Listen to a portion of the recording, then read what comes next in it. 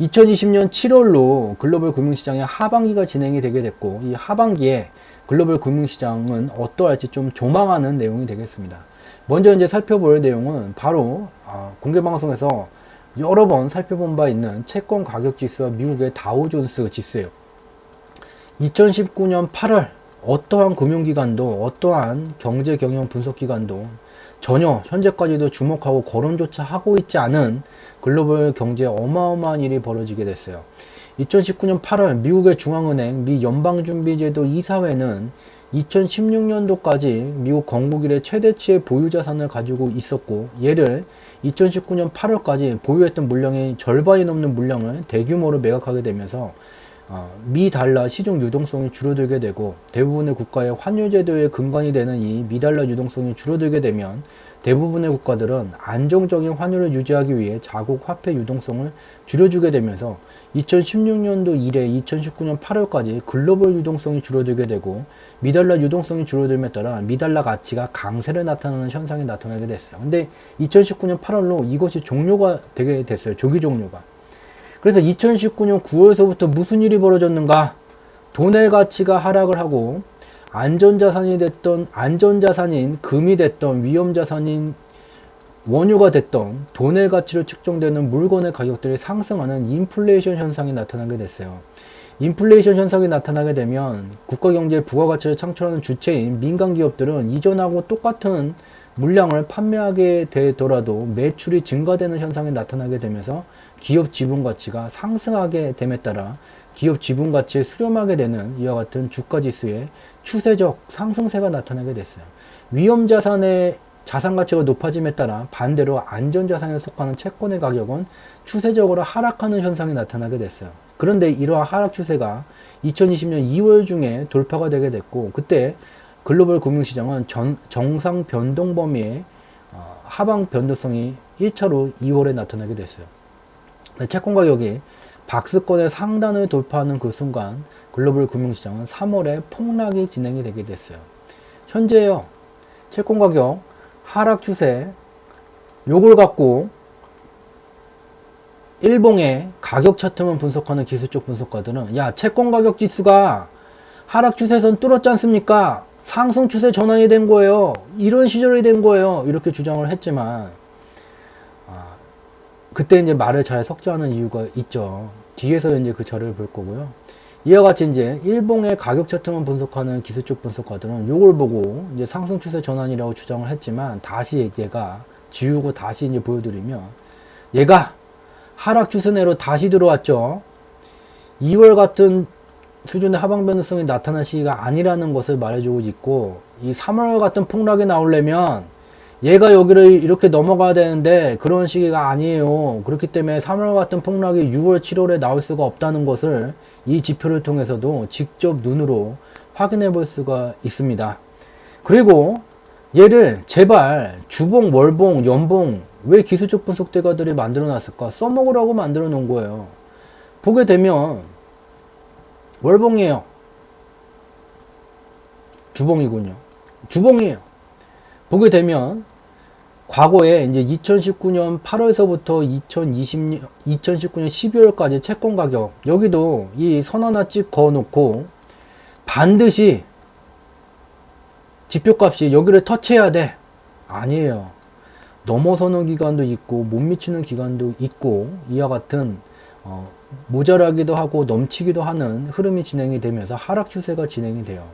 현재도 지나고 나서 보게 되면 시작점과 지금 끝점을 연결하게 되면 이와 같이 중간에 못 미쳤었던 채권 가격 지수가 하락 추세선에 못 미쳤었던 기간이 존재하게 된다. 하락 추세선이라고 일봉에다가 선 하나 찍 거놓고 이 지표값이 여기를 반드시 터치해야 되는데 여기 넘었으니까 상승 추세 전환이야 라고 주장을 하는 것은, 이런 분과 이제 말을 섞게 되면 알려줄 게 너무 많고 받을 것은 없는 그런 상황이 되게 돼요. 그래서 본인이 고액의 과외를 통해서 배운 이와 같은 추세선은 실전에서는 존재하지 않는다는 것을 친절히 설명드리도록 하겠습니다. 이와 같이 채권가격 지수는 아직 일정 수준 정도의 조정을 나타낼 시기도 아니라는 것을 알 수가 있어요. 그리고 이제 가격 차트를 분석하시는 분들을 위해서 이 가격 차트를 다시 설명을 드리자면, 주가 지수와 반대로 움직이는 빅스 공포지수예요. 공포지수에다가 이 녹색 선으로 녹색 비행기 궤도를 나타나게 됐어요. 저희 경제지표 스토리텔링이 앞서서 이제 살펴본 것과 같은 숫자로 표현된 경제지표의 원인과 결과 분석으로 글로벌 금융시장의 방향성과 변동성을 구분해 오고 있는데, 이 내용이 좀 처음 접하시는 분들에게는 낯설어요. 그래서 그런 분석 내용들을 시각 자료로 나타낸 거예요. 그래서 여기 프레드에 들어가더라도 이 녹색 선은 존재하지 않고 설정하는 기능도 전혀 있지가 않습니다. 뭐냐면 이 녹색의 비행기 궤도는 여기에 나타난 이 경제지표의 향후의 방향성을 살피기 위한 시각적 방향성 분석 도구가 되고, 제일 밑에서부터 태동기, 성장기, 성숙기, 쇠퇴기로 구성이 되고, 제품 수명주기, 기술 수명주기, 철학에서 말하는 인간의 생로병사와 같은 동일한 그 수명주기 이론이 되게 되고, 사회과학의 범주에 들어가게 됩니다. 없었던 걸 만든 개념이 아니라 있는 것을 그냥 여기다 적용했을 뿐이에요. 다만 어떻게 설정하는지는 굉장히 기교적인 노하우에 해당된다는 점을 참고로 말씀드리도록 하겠습니다. 다시 이제 빅스 내용으로 들어오게 되면, 태동기를 넘어서게 되면 쇠퇴기까지의 상방의 생애가 만들어지게 되고, 쇠퇴기에 이르면 끝나는 게 아니라 새로운 생애를 만들기 위해서 다시 태동기까지 귀향하는 과정이 진행이 되게 돼요. 빅스지수는 2017년 말에 태동기로 귀향이 완료되게 됐고, 이후에 다시 2019년 기간에 붉은 선으로 나타낸 평균 하락 속도를 의미하는 녹색 비행기 궤도의 경유지까지 1차 상승이 나타나게 됐어요. 이후에 충분한 점검 시간을 갖게 되고 2차 상승이 쇠퇴기까지 진행이 되게 되면서 상방의 생애가 종료됐어요.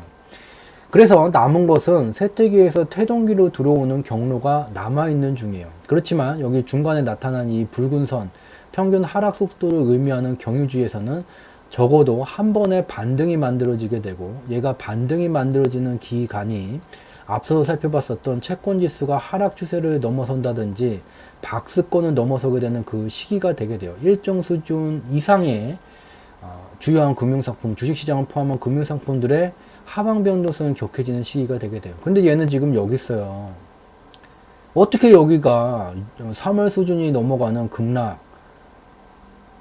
나타나는 시기가 되게 됩니까? 아직 경유지까지도 오지를 않았어요. 유의미한 하방 변동성이 나타난 시기가 아니라는 것을 직접 눈으로 확인할 수 있게, 중복으로 확인할 수 있게 되고요. 또 하나, 그동안의 공개방송에서 계속해서 중요한 자료들을 매우 많이 공유를 드렸어요. 그 중에서 가장 이제 핵심적인 내용, 유료 과정분들에게는 죄송스럽다는 말씀을 드리고, 다시 이제 보게 되면, 우리가 살펴봤었던 그 경제지표들, 원인과 결과 분석, 경제지표 1개 또는 2개로 2차원의 평면을 이제 살펴봤다면, 여기에다 축을 하나 더 만들어서 3차원 3D로 이제 글로벌 금융시장을 조망을 한 자료고, 저희 경제지표 스토리텔링의 여러 가지 이제 노하우 중에 하나가 되게 됩니다.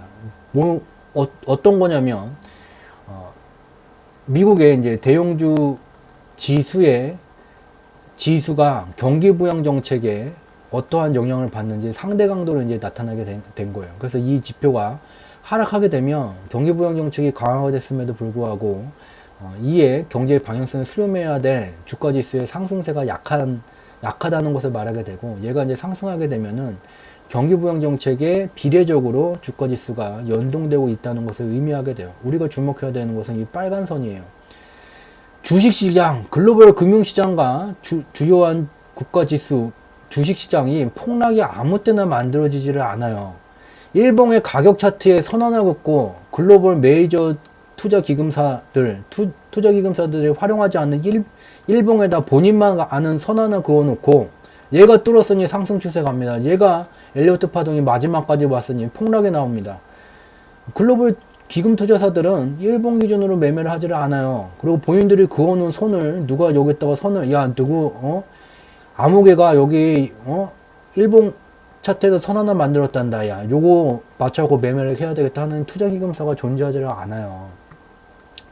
그들이 투자하는 방식은 어마어마한 자금을 운용하기 때문에 누구보다도 적확하게 글로벌 금융시장의 방향성과 변동성을 구분을 하려 하고, 그렇기 때문에 그들이 활용하는 방법이 바로 저희 경제지표 스토리텔링에서 드리고 있는 바와 같은 숫자로 표현된 경제지표를 통해서 분석을 하게 돼요. 그들도 아마 유사한 이와 같은 이제 복합지표를 만들어서 사용할 것이라고 유추가 돼요.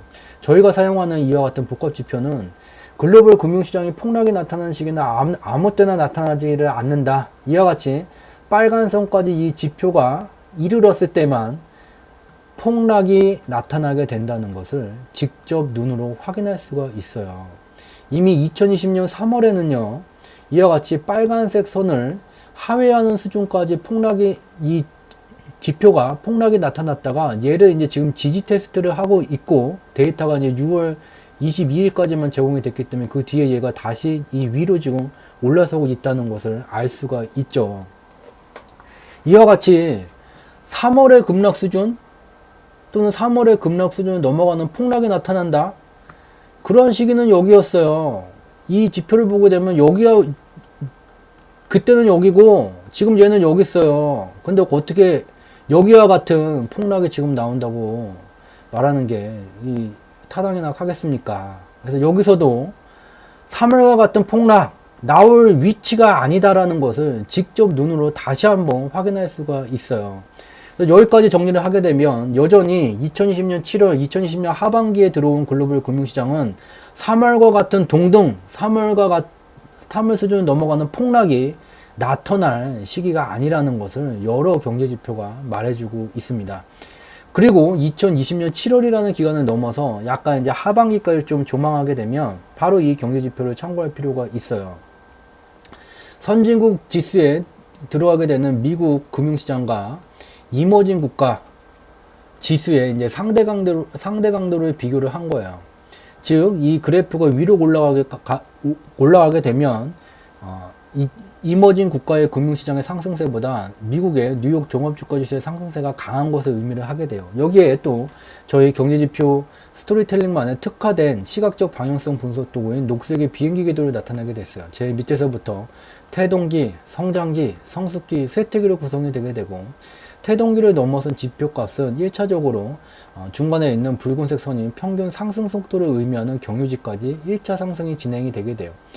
1차 상승을 한 이후에는 일정 기간의 휴지기를 갖고 2차 상승이 진행이 되게 되는데, 2차 상승은 최종 목적지인 쇠퇴기까지 진행이 되게 돼요. 여기서 알 수 있듯이 이 상대강도 지표가 이미 쇠퇴기에 도착을 하게 됐고, 남은 것은 태동기까지 귀향을 하는 과정 속에서 이 평균 상승 속도를 의미하는 경유지에서 한 번의 반등 파동까지 이미 다 만들어졌음을 확인해 볼 수가 있어요. 이제 남은 것은 태동기까지 귀향을 하는 것이고, 이것을 다시 이제 설명을 하게 되면, 이와 같이 붉은색 화살표가 나타날 때는 뉴욕 종합주가지수가 이머징 마켓보다 더 상승세가 강하지만, 이제 남은 것은 하반기에는 이 뉴욕 종합주가지수보다는 이머징 마켓이 현재까지 다소 상승세가 느렸었던 이유는 이 경제지표가 설명해주고 있고, 2020년 7월 이후 하반기에는 그렇지 않을 것임을, 이머징 마켓 지수가 더 강세를 나타낼 것임을 말해주고 있는 것을 직접 눈으로 확인해 볼 수가 있습니다. 이게 2020년 7월을 넘어선 하반기의 주요한 글로벌 금융시장의 특징이 되게 됩니다.